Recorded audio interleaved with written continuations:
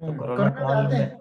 हाँ कोरोना के, मैं तो अब आपको, आप अपना हाँ मैं सिंगापुर का बताता। जो सृजन है, जिसमें कि मुझे लगता हाँ है बहुत बड़ा हाथ, बहुत बड़ा जो आप, मैं सुनना चाहूंगा ये आपकी किताबों के बारे में, क्योंकि मुझे लगता हाँ है ये हाँ सब हाँ, सिंगापुर में आके ही आपका सब बिल्कुल शुरुआत हुआ। बिल्कुल बिल्कुल। मैं मतलब सिंगापुर में बोलता हूँ, जैसे वनडे क्रिकेट में स्लॉग ओवर होते हैं कि भाई अभी कुछ लिखना ही है, तो वो मेरे लिए सिंगापुर था। तो बेसिकली जैसा मैं आपको अभी तक पूरी अगर मेरे इस कहानी देखेंगे तो Hindi was always there with me, पर मैंने कभी उसको बहुत, मैंने खुद बहुत इज्जत से नहीं देखा। मुझे लगा कि यार इसकी कोई वैल्यू नहीं है इस हिंदी की। तो ऐसे कर करके मैं कैप्टन बन गया, जो कि मर्चेंट नेवी की फाइनल पोस्ट होती है, और फिर उसी शोर ऑफिस में मैं यहाँ पे जॉब करने आया। और तब मुझे लग गया कि यार ऐसे तो मैं जिंदगी बीत जाएगी, सब कुछ होता ही गया जो होना था, और मैं हिंदी के लिए कुछ भी नहीं कर पाऊंगा, मैं इसी अंग्रेजी के दबाव या उसमें रह जाऊंगा। तो सबसे पहले मेरा मन किया कि यार मर्चेंट नेवी में कि कोई हिंदी में नहीं लिखता है, यहाँ पे सिर्फ इंग्लिश की बात होगी, तो पहले तो एक हिंदी में कुछ लिखा जाए। तो मैं, मुझे याद है मैं ऑफिस जाता था, नया नया आया था, ऑफिस जाता था, तो ऑफिस जाते समय रास्ते में कुछ ऐसे ही लैपटॉप पे लिखा एक एक पेज कुछ, एक एक गंगा किनारे, घाट किनारे, बनारस में हूँ तो वहां से तो खैर वो है एक कहानी की, भाई कुछ पढ़ रहा था तो वैसे ही कुछ लिखा कि कैसे घाट पे एक शाम हो रही है और गर्लफ्रेंड बॉयफ्रेंड मिलने आए हैं और ये आखिरी मुलाकात है उनकी।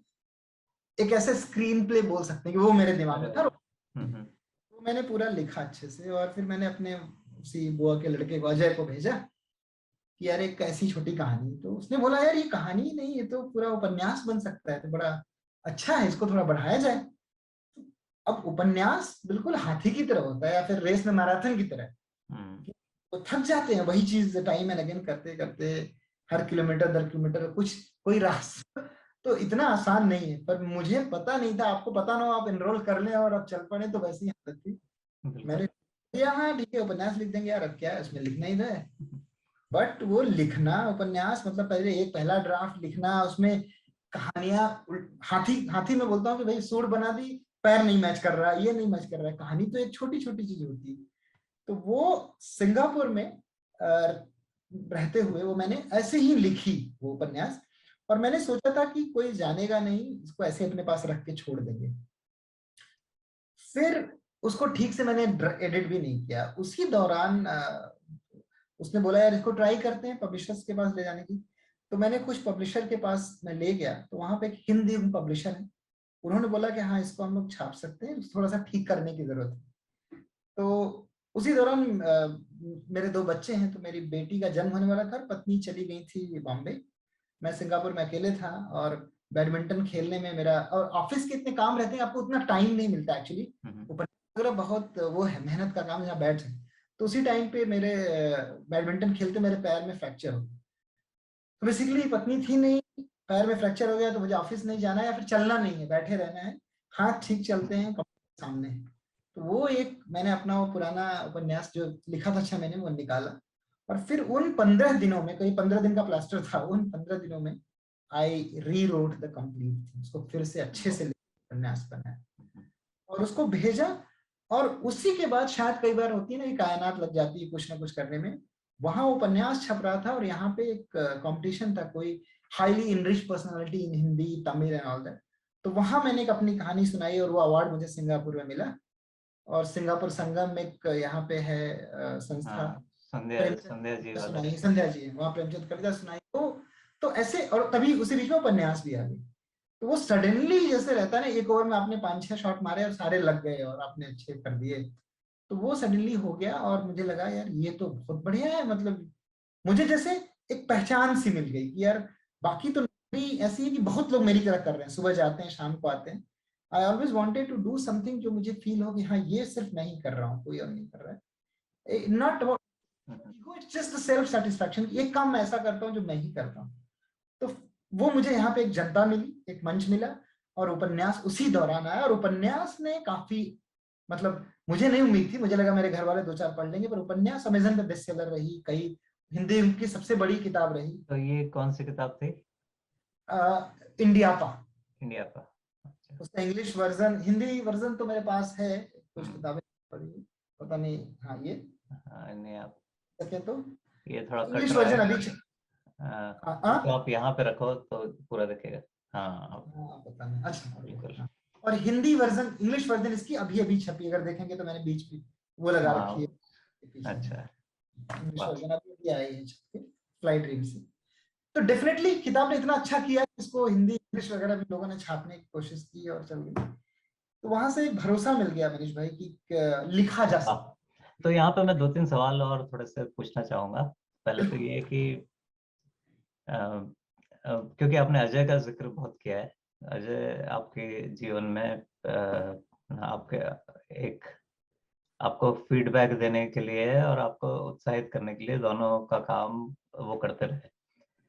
तो वो उस उनके उनके उनके बारे में थोड़ा, उनका रोल के बारे में थोड़ा बताएं। दूसरा जो सवाल है वो ये कि जो है ना, आपने जो बताया कि हाथी पालने जैसा काम है उपन्यास वाला, तो ये कितने समय तक चला और इसमें जो उतार चढ़ाव आए इसके लिखने में, वो कैसे रहे? क्योंकि कई बार ऐसा रहा तो होगा कि अब इसको छोड़ो, अब क्या लिखना है। बिल्कुल बिल्कुल, तो वो सारी बातें और उसमें कैसे। आप एज अ राइटर आप इसको समझते हैं, आप जानते हैं। तो एक्चुअली अभी मैं कुछ दिन पहले गीत चतुर्वेदी का सुन रहा था, तो बहुत अच्छी इंटरेस्टिंग बात बोली उन्होंने। बोला कि poetry is like one night stand. आप देखा, आपका मन भर गया, जो भी इमोशन से उतार दिए। और कहानी is a short term relationship, 6 महीने का कोर्टशिप, ऐसा कुछ कि आप उसके साथ जुड़े हैं। And novel is like marriage. You can see कि कितने उतार चढ़ाव होते हैं और कितना सेटिस्फेक्शन भी उसी लेवल का है उसकी सफलता में आपको, पर मेहनत भी उसी लेवल। तो पहले मैं अजय पे आता हूँ। अजय का जिक्र बिल्कुल बनता है क्योंकि बहुत ही क्रूएल क्रिटिक है वो, बहुत ही क्रूएल। सबसे अच्छी बात है कि चूंकि हम बचपन में साथ ही पले बढ़े। वो अरुणाचल में था, अरुणाचल प्रदेश में उसके पिताजी टीचर थे। उसने इंडिया को बहुत बेहतर देखा था। अरुणाचल यूपी गांव है, अरुणाचल में रहता है, फिर इंजीनियरिंग करने वो चेन्नई चला गया। तो उसका जो, उसी की आंखों से मैं इंडिया को समझता था, क्योंकि मैं तो उसी गांव में, उसी कूप मंडू अभी वो।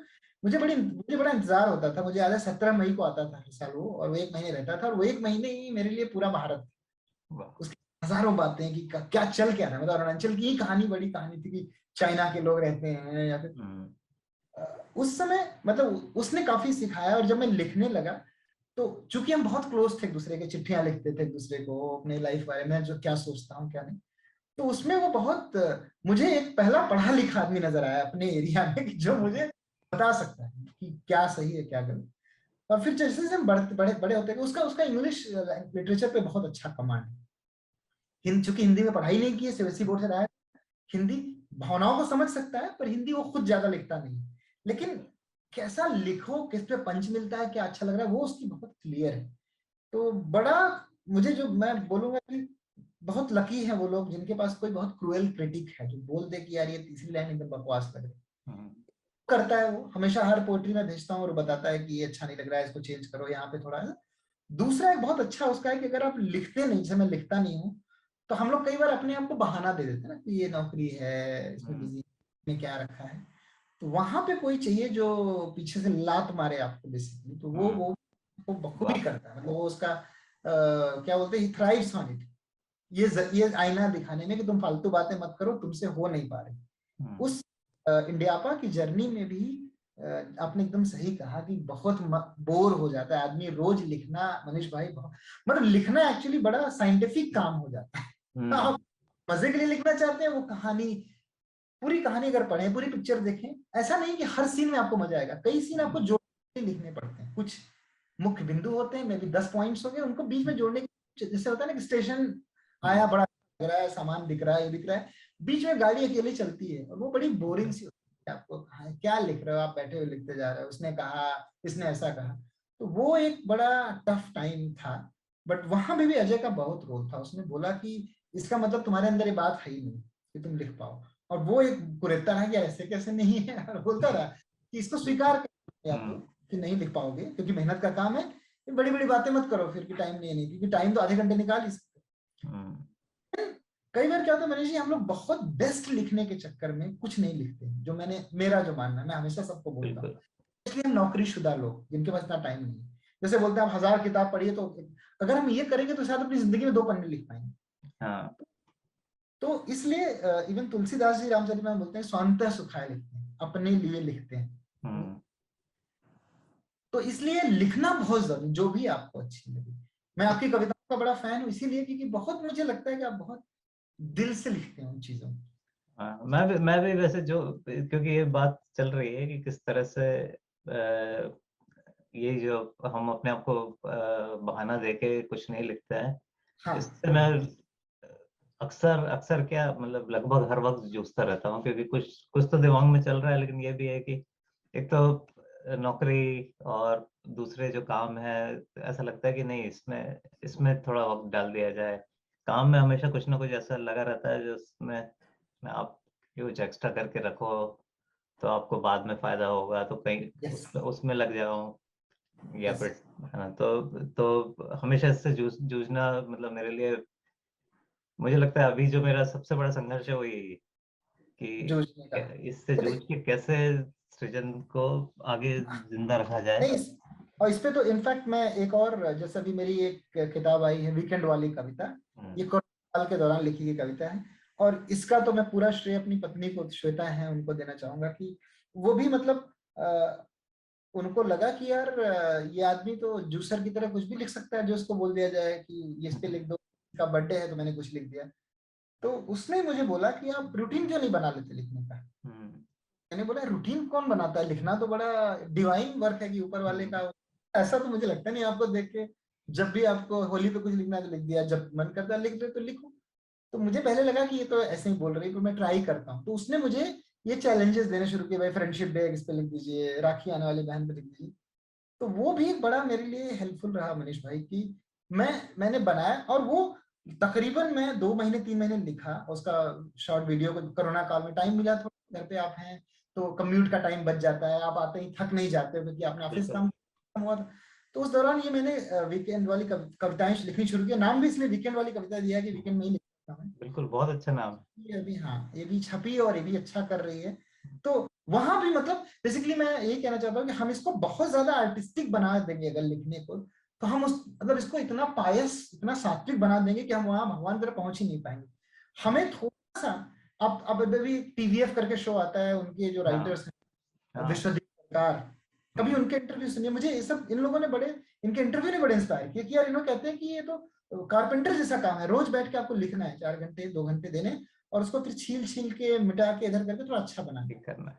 वीकेंड वाली कविता के लिए उस हफ्ते में जो भी दिमाग में आता है मैं कुछ रफ लिख देता हूँ हम्म, पहले बैठ के, और अगले 7 दिन तक मैं थोड़ा थोड़ा उसको छीलता रहता हूँ, मिटाता रहता हूँ कि इमोशन थोड़ा और अच्छा आ जाए, थोड़ा अच्छा आ जाए। 7 दिन में वो जो भी बनता है, हो सकता है वो बेस्ट वर्जन ना हो, बट मैं उसको पब्लिश करता हूँ। और ये मैं करते बहुत करते बढ़िया। करते करते ये करते करते एक अब आदत बन गई है कि मैं 3 दिन में वो कर सकता हूँ, और मैं उसके क्वालिटी से खुश भी हो सकता हूँ, क्योंकि हम्म, व्हेन योर माइंड नोज कि इतना ही टाइम है तो आप उसी में परफॉर्म करते बिल्कुल। हैं। राइटिंग में हम लोग टाइम नहीं देते, हमें लगता है कि ये तो अनंत काल का समय है, हाँ, वैसा तो आप ज्यादा लिख नहीं पाएंगे, बहुत कम लिख पाएंगे। और अपने लोग भी हैं जो कहते हैं अरे लिख के क्या मतलब है, आप 2 शब्द भी लिखिए, लेकिन कौन से 2 शब्द हैं जो रह गए और जिंदगी भर के लिए, मुझे तो नहीं समझ में आता। 2 शब्द लिख दिए किसी ने कि वो जिंदगी है। तो कम से कम हाँ। आप तो लिखिए।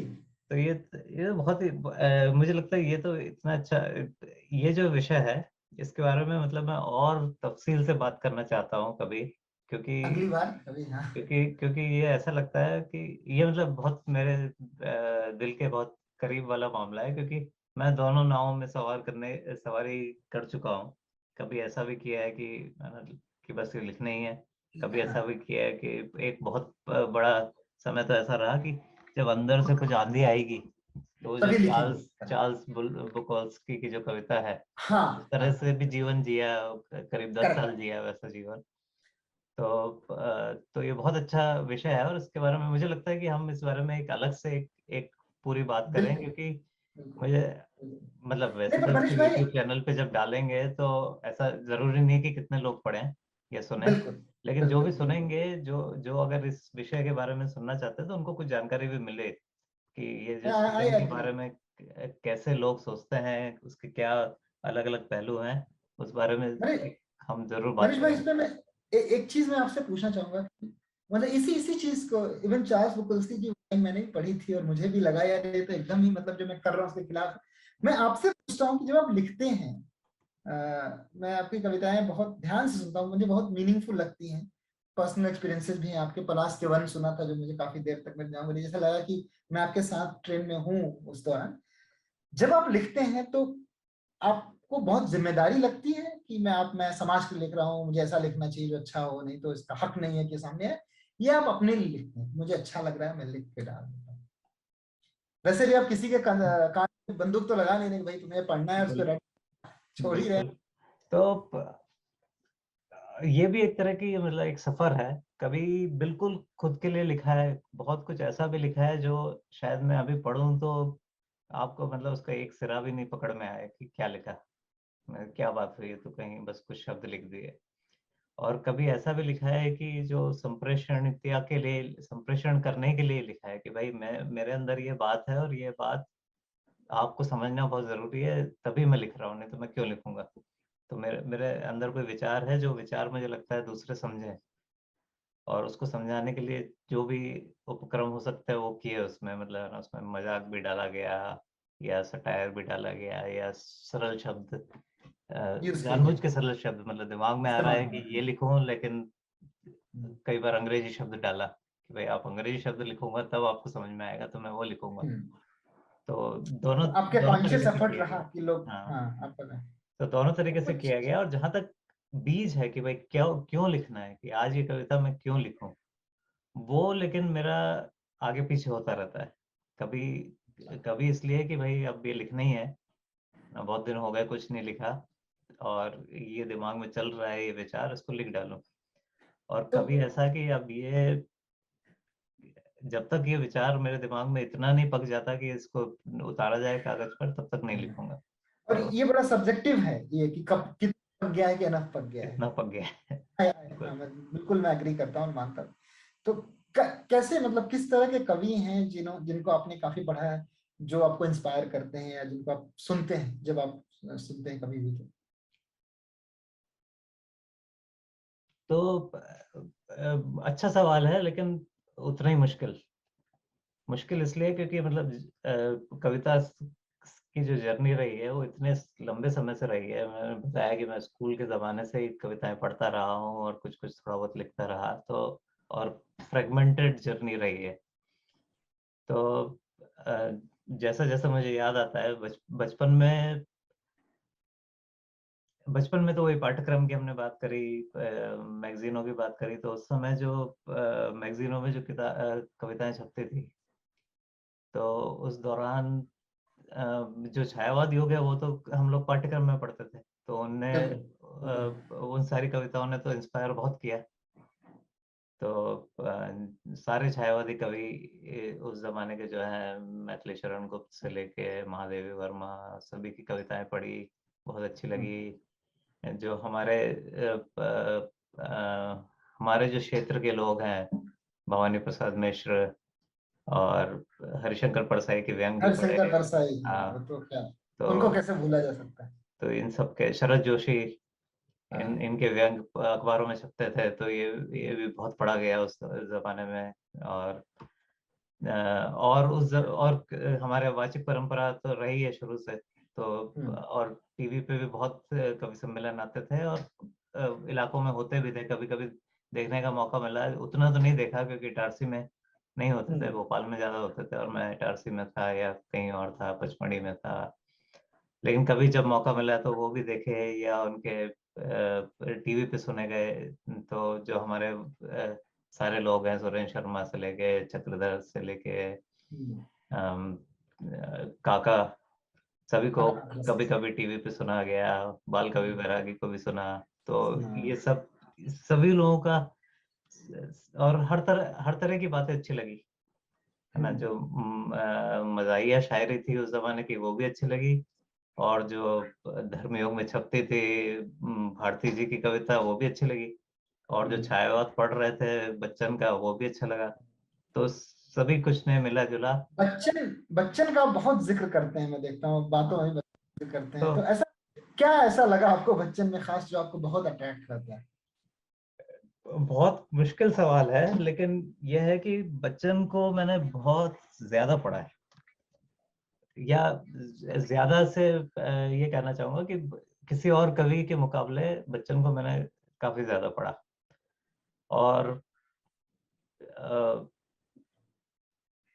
उसका उसका कारण क्या होगा वो तो खैर उसका कारण ये रहा कि मुझे हमेशा ऐसा लगा कि जब भी मैंने बच्चन को पढ़ने का जब भी कुछ नई रचना बच्चन की ढूंढी पढ़ी, तो हमेशा ऐसा लगा कि ये जिस चीज के बारे में बात कर रहे हैं वो मैंने पहले तो नहीं सोचा था कि इस बारे में कविता लिखी जा सकती है।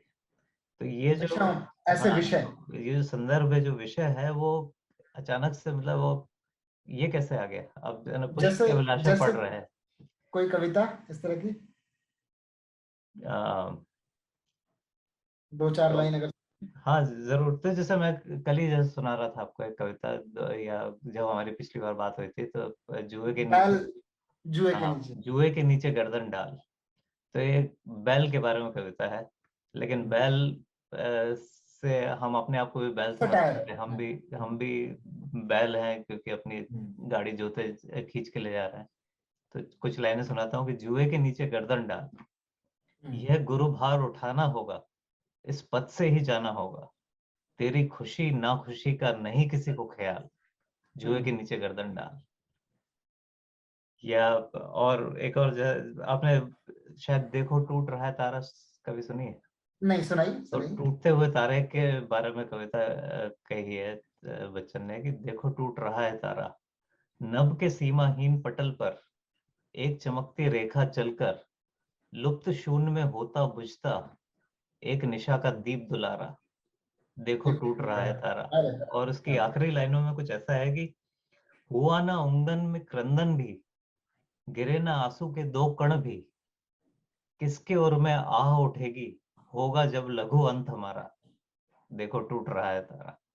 तो ये जो आई थिंक, हाँ, मैं बिल्कुल प्रतीकात्मकता एग्री जो करता है हूँ, मुझे प्रतीक, हाँ। बच्चन की, और संदर्भ जो वो उठाते थे, वो पता नहीं क्यों मतलब अंदर से हमेशा ये मुझे बहुत और अच्छी उनका लगती। उनका जो लेखन शैली भी थी, विन्यास जो था वो भी बड़ा मजेदार था। वो चार चार लाइनों का जो हाँ बिल्कुल। ले लें, अग्निपथ ले लें। हाँ बिल्कुल। तो वो भी एक उनने एक अपना एक नया विन्यास, नया कहें या कहाँ से उनने उसको शुरुआत किया, लेकिन उनका जो विन्यास है वो उनने एक अपना एक विन्यास स्थापित किया और उसमें बहुत सृजन किया। तो ये तो मुझे हमेशा अच्छा लगा। बच्चन से याद आया कि मनीष भाई, आपको नहीं लगता कि हमारे जमाने में फिल्मी गीतों का भी बड़ा महत्व रहा हिंदी के बिल्कुल में? बिल्कुल। तो हम फिल्मी गीत पे बहुत जरूरी, मतलब मेरे लिए तो बहुत जरूरी विषय है। तो मुझे लगता है बताएं। कि पहले आप अपने कुछ प्रिय कवियों के बारे में बताएं, और अगर कुछ सुनाना चाहें तो जरूर सुनाएं उन कवियों का कुछ कलाम, क्योंकि मुझे लगता है कि नहीं, इससे मैं, इससे एक कवि को जानने का बहुत वो मिलता है। हाँ, कह सकते हैं। एक्चुअली मैंने बहुत स्कूल के दिनों में तो ज्यादातर जो हमारा था वो था, शुरुआती दिनों में कबीर, सुर, तुलसी वगैरह थे, बिहारी, रसखान, माखनलाल चतुर्वेदी की याद होगा, पुष्प की अभिलाषा, चाह नहीं मैं सुरबाला के गहनों में गूंथा जाऊं, चाह नहीं प्रेमी माला में विध प्यारी को ललचाऊं। बच्चन को भी सुना था मैंने। आपसे बात करके मुझे और इंटरेस्ट आया, शायद थोड़ा और पढूं।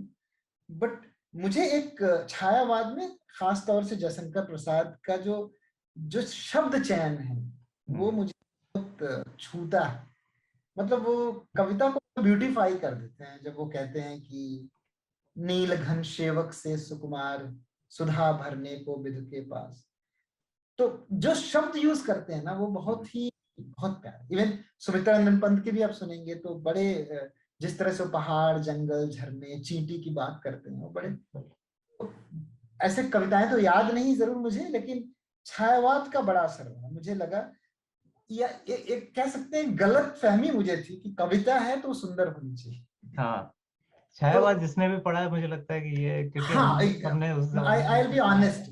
इनफैक्ट जब मैंने पढ़ा निराला को, निराला का प्रगतिवादी काव्य की वह तोड़ती पत्थर इलाहाबाद, मुझे लगा यार ये कविता किधर है, ये तो हम्म, गद्य।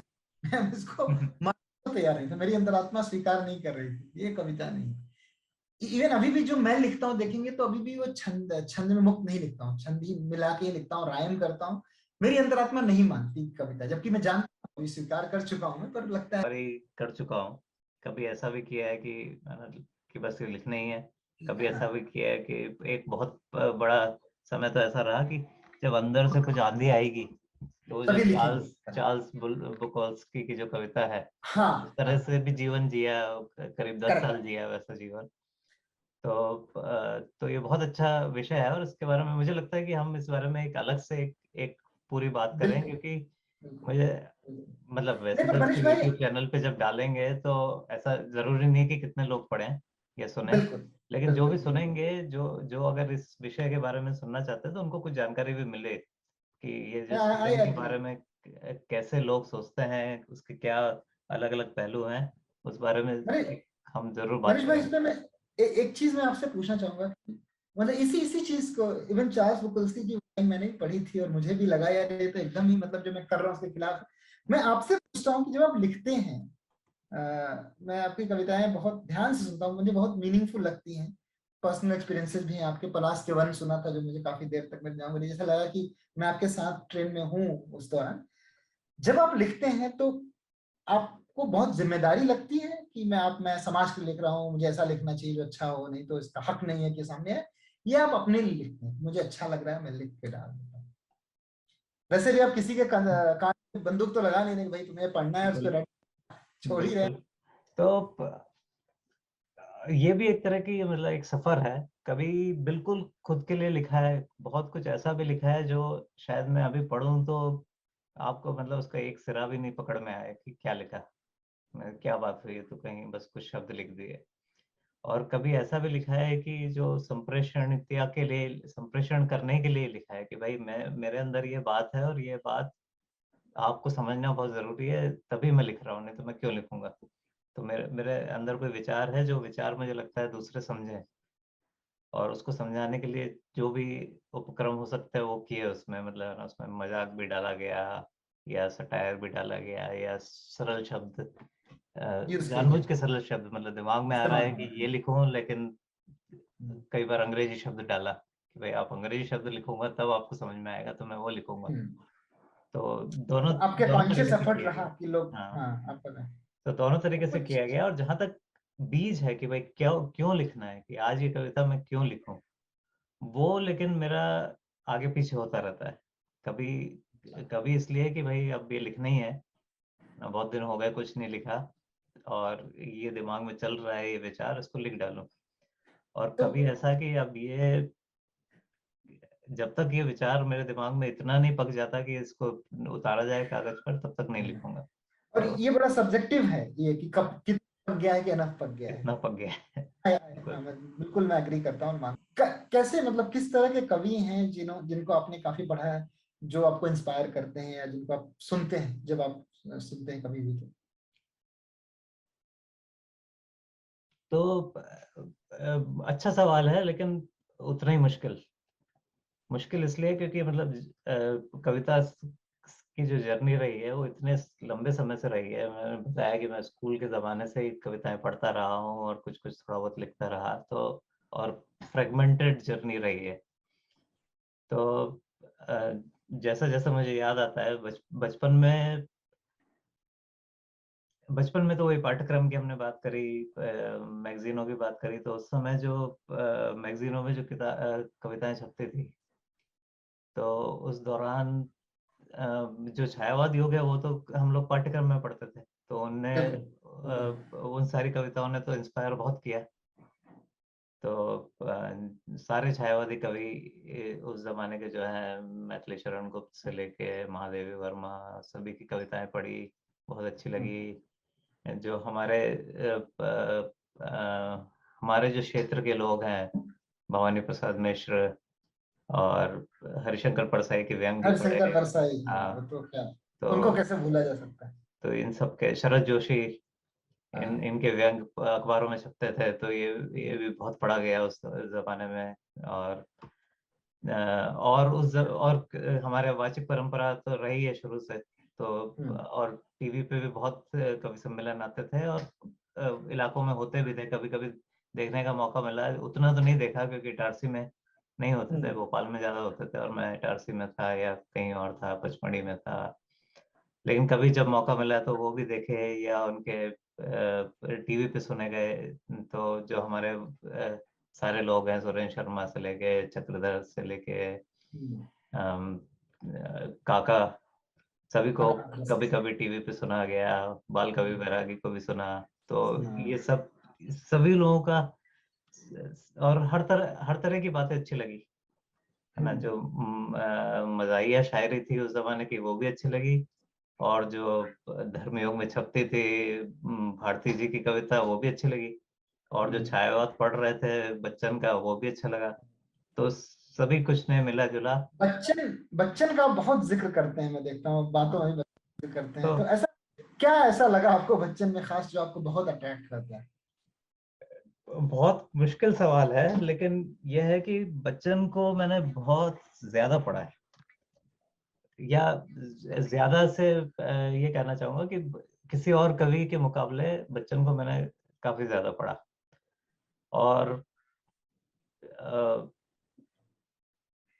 उसका उसका कारण क्या होगा वो तो खैर, उसका कारण ये रहा कि मुझे हमेशा ऐसा लगा कि जब भी मैंने बच्चन को पढ़ने का, जब भी कुछ नई रचना बच्चन की ढूंढी पढ़ी, तो हमेशा ऐसा लगा कि ये जिस चीज के बारे में बात कर रहे हैं वो मैंने पहले तो नहीं सोचा था कि इस बारे में कविता लिखी जा सकती। तो ये जो, अच्छा, ऐसे हाँ, विषय। ये जो संदर्भ है, जो विषय है, वो अचानक से मतलब वो ये कैसे आ गया। अब है ना, पुष्प जैसे की अभिलाषा जैसे पढ़ रहे हैं। कोई कविता इस तरह की अ, 2-4 तो लाइन अगर। हाँ जरूर। तो जैसे मैं कल ही जैसे सुना रहा था आपको एक कविता, या जब हमारी पिछली बार बात हुई थी, तो जुए के नीचे, बैल जुए के हाँ, नीचे। जुए के नीचे गर्दन डाल। तो ये बैल के बारे में कविता है, लेकिन बैल से हम अपने आप को भी बैल समझते सटायर। हैं। हम भी बैल हैं, क्योंकि अपनी हम्म। गाड़ी जोते खींच के ले जा रहे हैं। तो कुछ लाइनें सुनाता हूँ कि जुए के नीचे गर्दन डाल, यह गुरु भार उठाना होगा, इस पद से ही जाना होगा, तेरी खुशी ना खुशी का नहीं किसी को ख्याल, जुए के नीचे गर्दन डाल। या और एक और आपने शायद देखो टूट रहा है तारा कभी सुनी है? नहीं सुनाई तो सुनाई। टूटते हुए तारे के बारे में कविता कही है बच्चन ने कि देखो टूट रहा है तारा, नभ के सीमाहीन पटल पर एक चमकती रेखा चलकर, लुप्त शून्य में होता बुझता एक निशा का दीप दुलारा, देखो टूट रहा है तारा। अरे और उसकी क्या बात। आखिरी लाइनों में कुछ ऐसा है कि हुआ ना उंगन में क्रंदन भी, गिरे ना आंसू के दो कण भी, किसके ओर में आह उठेगी, होगा जब लघु अंत हमारा, देखो टूट रहा है तारा। तो ये जो आई थिंक, हाँ मैं बिल्कुल प्रतीकात्मकता एग्री जो करता हूँ। है मुझे प्रतीक, हाँ। बच्चन की, और संदर्भ जो वो उठाते थे, वो पता नहीं क्यों मतलब अंदर से हमेशा ये मुझे बहुत और अच्छी लगी। उनका उनका जो लेखन शैली भी थी, विन्यास जो था वो भी बड़ा मजेदार था। वो 4-4 लाइनों का जो हाँ बिल्कुल। ले लें, अग्निपथ ले लें। हाँ बिल्कुल। तो वो भी एक उनने एक अपना एक नया विन्यास, नया कहें या कहाँ से उनने उसको शुरुआत किया, लेकिन उनका जो विन्यास है वो उनने अपना एक विन्यास स्थापित किया और उसमें बहुत सृजन किया। तो ये तो मुझे हमेशा अच्छा लगा। बच्चन से याद आया। के बारे में बताएं, और आ, अगर कुछ सुनाना चाहें तो जरूर सुनाएं उन कवियों का कुछ कलाम, क्योंकि मुझे लगता है कि नहीं, इससे मैं इससे एक कवि को जानने का बहुत वो मिलता है। हाँ कह सकते हैं। एक्चुअली मैंने बहुत स्कूल के दिनों में तो ज्यादातर जो हमारा था वो था, शुरुआती दिनों में कबीर, सुर, तुलसी वगैरह थे। बिहारी, रसखान, माखनलाल चतुर्वेदी की याद होगा, पुष्प की अभिलाषा, चाह नहीं मैं सुरबाला के गहनों में गुथा जाऊं, चाह नहीं प्रेमी माला में बिध प्यारी को ललचाऊं। बच्चन को भी सुना था मैंने। आपसे बात करके मुझे और इंटरेस्ट आया, शायद थोड़ा और पढूं। बट मुझे एक छायावाद में खास तौर से जयशंकर प्रसाद का जो जो शब्द चयन है वो हम्म। मुझे बहुत छूता है। मतलब वो कविता को ब्यूटीफाई कर देते हैं जब वो कहते हैं कि नील घन सेवक से सुकुमार, सुधा भरने को बिधु के पास। तो जो शब्द यूज करते हैं ना वो बहुत प्यारे। इवन सुमित्रा नंदन पंत के भी आप सुनेंगे तो बड़े जिस तरह से वो पहाड़, जंगल, झरने, चींटी की बात करते हैं, वो बड़े ऐसे कविताएं तो याद नहीं जरूर मुझे, लेकिन छायावाद का बड़ा असर हुआ मुझे लगा। या एक कह सकते हैं गलत फहमी मुझे थी कि कविता है तो सुंदर होनी चाहिए। हाँ, तो छायावाद जिसने भी पढ़ा है मुझे लगता है कि ये, क्योंकि हाँ, हमने उस आई जमाने आई में विल तो बी पढ़ा है। ऑनेस्ट, इनफैक्ट जब मैंने पढ़ा निराला को, निराला का प्रगतिवादी काव्य की वह तोड़ती पत्थर इलाहाबाद, मुझे लगा यार ये कविता किधर है, ये तो गद्य। मैं इसको मानने को तैयार नहीं था, मेरी अंतरात्मा स्वीकार नहीं कर रही थी, ये कविता नहीं। इवन अभी भी जो मैं लिखता हूँ देखेंगे तो अभी भी वो छंद छंद में मुक्त नहीं लिखता हूँ, छंद ही मिला के ही लिखता हूँ, रायम करता हूँ। मेरी अंतरात्मा नहीं मानती कविता, जबकि मैं जानता हूँ, स्वीकार कर चुका हूँ मैं, पर लगता है कि कविता यही होनी चाहिए। तो कोशिश करता हूँ, जैसे ये को आपने सुना होगा, ये कुछ कविताएं हैं बहुत अच्छी की, वो सुना होगा, वो जो निर्माता थे, हाँ, भविष्य बंदर कहलाएंगे। हाँ, पुल, राम, हाँ, पार होंगे राम, जय जय होंगे जय राम, मारे, होंगे राम, पार होंगी हाँ सेनाएं, हाँ, जो मारे निर्माता जाएंगे रहे वे रावण। भविष्य में बंदर कहलाएंगे। हाँ, वजन तो कितनी मतलब आप, तो ये समय के साथ है। मैंने शेखर एक जीवनी पढ़ी तो अब ये एक अलग दुनिया है। फिर एक निर्मल वर्मा है, वो मेरे लिए बहुत ही इंटरेस्टिंग कैरेक्टर है, उनको पढ़ना, उनके जो शब्द हैं, जिस तरह के उपन्यास लिखे हैं उन्होंने, अभी आपसे जिक्र किया था, अंतिम मरे ने पढ़ा था, एक चिथड़ा सुख वे दिन, तो बहुत अच्छे अच्छे शब्द यूज करते हैं। तो बहुत मन करता है। और अभी आजकल मैं मंगलेश डबराल को पढ़ रहा था, वाह। फिलहाल को हाँ उनकी हुई अ, पहाड़ पर लालटेन कविता है उनकी, बहुत हाँ, अच्छी। मतलब I am more impressed with the current generation of writers, पुराने जनरेशन दिनकर हाँ, वगैरह करते हैं, पर मुझे उनकी जो इतनी हिंदी इतनी नभ जैसे है, ये सब शब्द हैं जो आजकल यूज करेंगे तो हाँ, आप, कौन बोलता है, सही बात। हाँ, तो अपने आप को रोकना पड़ेगा और ऐसा लिखना पड़ेगा कि लोग आराम से इसको समझ पाए। अच्छा, तो वाह। फिल्मों की बात करें जरा, मैं की कविता सुनाता हूँ जो मेरी हस्ताक्षर कविता है, जिससे पहली बार मुलाकात हुई हाँ थी बिल्कुल, आपसे। वो बहुत बहुत सुंदर कविता है, जरूर। उसका पहला ही मतलब अंतरा करके अभी खत्म कर दूंगा कि इसमें था कि अगर प्रेमचंद मिलते तो मैं इनसे कैसे बात करता, क्योंकि उनको बहुत पढ़ा है हमने।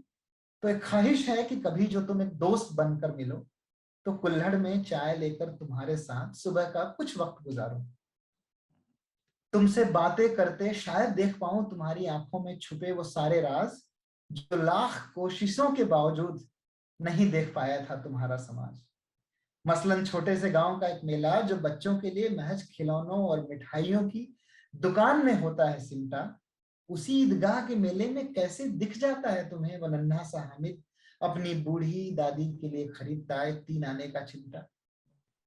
नौकर शाहों के समाज में जहां हमें अंदाजा भी नहीं कि कोई ईमानदार अफसर भी कहीं होगा, तुम्हें कैसे मिल जाता है वह बंसीधर सेठ अलोपी दीन के पैसों के आगे चट्टान सा खड़ा तुम्हारा वो नमक का दरोगा।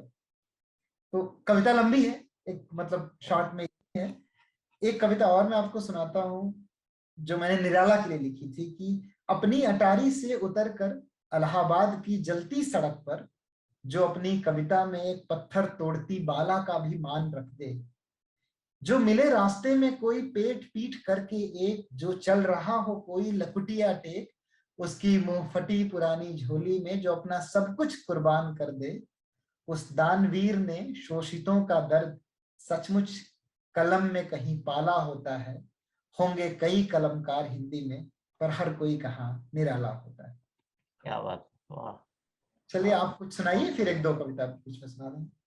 चलिए, मैं क्या पढ़ूं सोच रहा हूँ, क्योंकि हमने बच्चन की बात करी थी, तो बिल्कुल। बच्चन की शैली में मैंने कुछ लिखा है। और बच्चन की एक बड़ी प्रसिद्ध कविता है, इस पार उस पार, अगर आपने कभी सुनी हो तो बिल्कुल सुनी हुई तो है। तो इस पार उस पार का ही जिक्र है इसमें भी।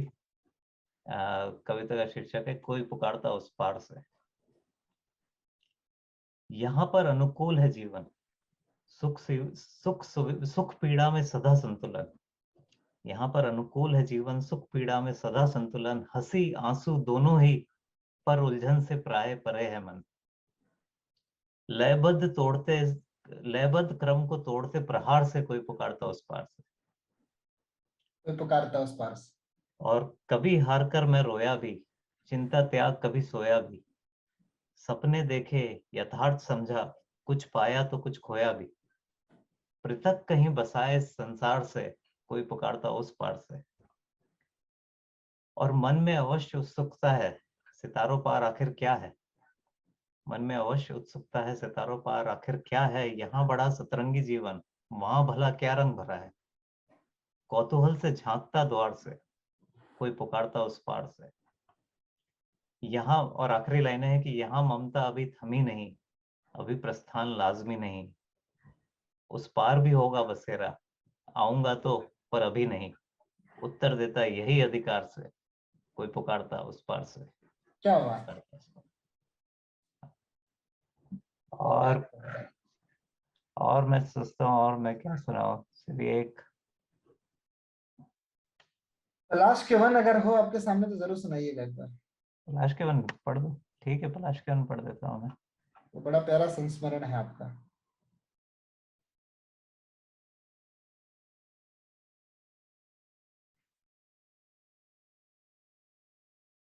मुझे लिखी हुई तो नहीं मिल रही है, लेकिन मैं अपनी याददाश्त से पढ़ देता हूँ। जो भी, हाँ 4 लाइन सुने। तो पलाश के वन।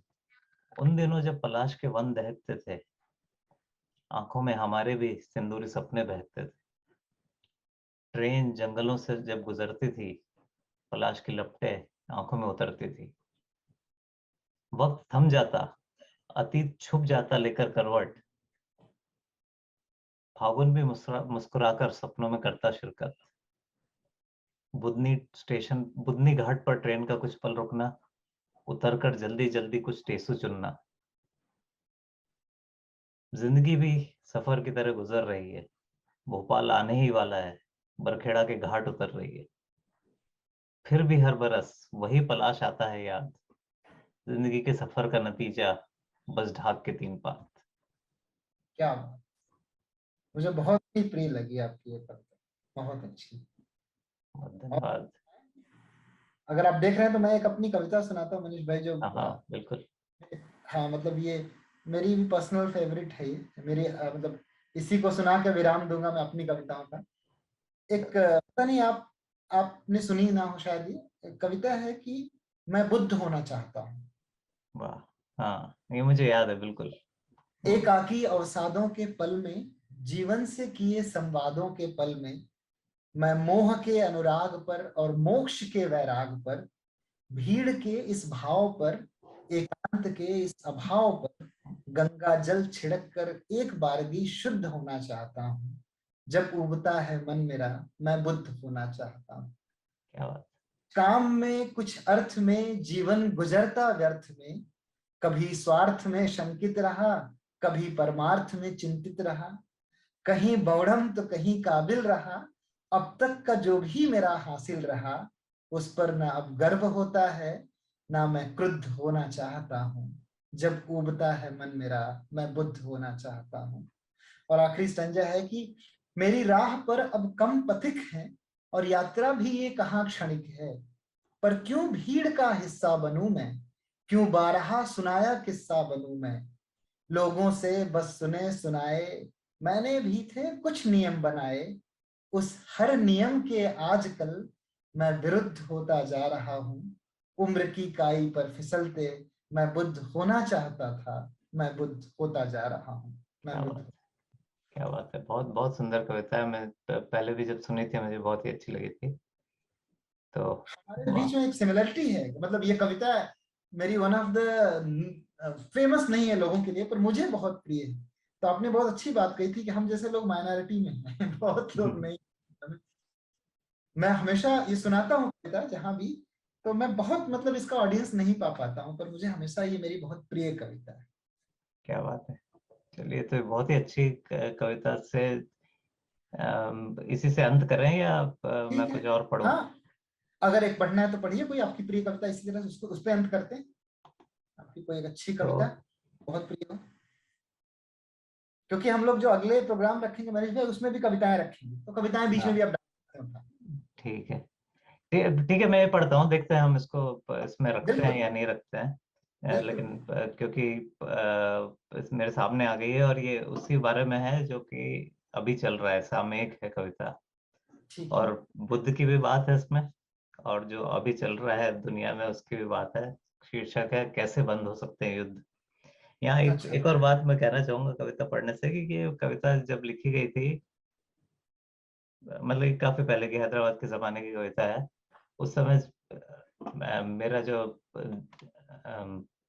सांसारिक दृष्टिकोण है, उसमें बदलाव हुआ है, तो मैं सारी बातें जो उसमें लिखी हैं उससे शायद आप सहमत ना अच्छा, हो, लेकिन वो हैदराबाद की उम्र के मनीष गुप्ता की हाँ कविता। हाँ।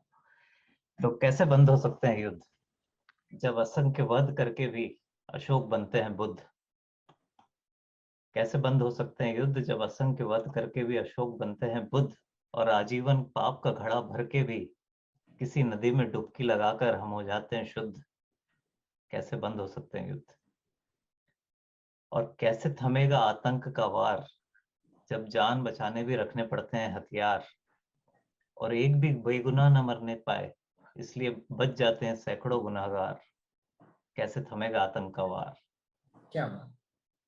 अब क्यों सुने कोई अंतर की चीख, जब सच्चाई भी सबूतों की मांगती है भीख, और कोर्ट कचहरी के पछड़ों में पड़ने से तो चुप रहना ही है ठीक। क्यों सुने कोई अंतर की चीख।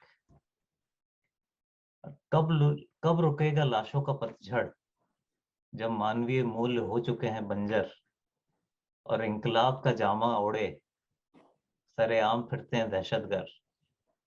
कब रुकेगा लाशों का पतझड़। और आखिरी लाइनें हैं कि कैसे भरे ईमान का पेट, कैसे भरे ईमान का पेट, जब न्याय आंखों पर पट्टी लपेट सत्य को अपने तराजू पर कर देता इंसाफ की भेंट। कैसे भरे ईमान का पेट। क्या बात। बहुत कैसे बंद हो सकते हैं युद्ध। बहुत खूब, बहुत खूब। चलिए फिर इसी पे अंत करते हैं इसको। चलिए। I hope